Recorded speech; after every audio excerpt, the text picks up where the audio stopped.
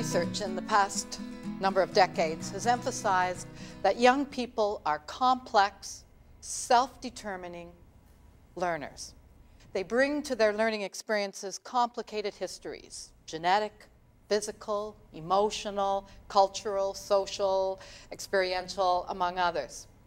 This complexity shapes them into unique students, unique in their personalities, unique in their abilities, unique in their difficulties, unique in the way their brains learn best. Given such variability, the task for a classroom teacher seems overwhelming, quite daunting. Still, the research of people like Robert Marzano and others reminds us that the most important factor influencing student learning is the individual teacher.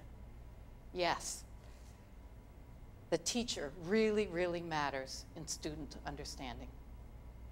Hi, my name is Rhonda Lenti. As an educator for more than 30 years within the Ontario public school system, I know well the satisfaction of sharing in student success, but also the disappointment of lack of student success, particularly the frustration in dealing with my own inability to reach all students.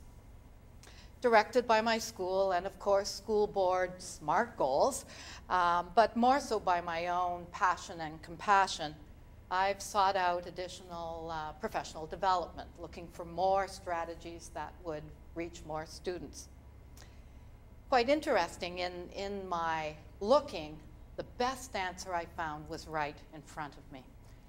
About 5.5 years ago, I had the opportunity to teach a grade 9 English class in which each student in the class had an identified learning disability. Not quite the dream class that most teachers wish for. All of these young teens had average to above average intelligence and quite unique learning profiles.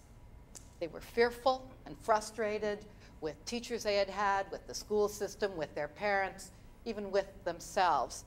But they were willing to give me a chance, and I learned from them. First of all, these young people recognized that I cared about them individually once we got to know each other. But they also recognized that I believed that they could all learn, given the right conditions and support. So, trusting me, they taught me how they learned differently. And then we learned together. We learned how to use assistive technology. We identified best individual ways of demonstrating and applying knowledge and understanding. We moved through learning both individually and as a class at a pace that worked for all of us, and incidentally worked for meeting learning expectations as well. Were there setbacks? Of course.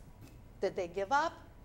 Not as long as I was there to support them, and they had each other for support. Today, those students are older teens. Some of them are still finishing high school. Some have gone into the workforce. Some are here at Cambrian College, and others have gone on to university. They've had to know themselves and accept themselves to be successful. They continue to self-advocate, especially when the school system or society wants to emphasize their disabilities rather than acknowledge their abilities. They still struggle, but they know how success feels. They sometimes still doubt themselves, but they know how to help themselves. Today's workshop focuses on knowing our students with their complex histories and how those different histories affect their learning. Angie DeMarco, Community Outreach and Education Coordinator for the Learning Disabilities Association of Sudbury, will be your facilitator for today's workshop, which is entitled, I Learn Differently, Please Teach Me Differently. As educators, we have a professional responsibility, even a moral responsibility, to reach all of our students. This workshop will assist us in becoming the compassionate, informed professionals that our students need us to be.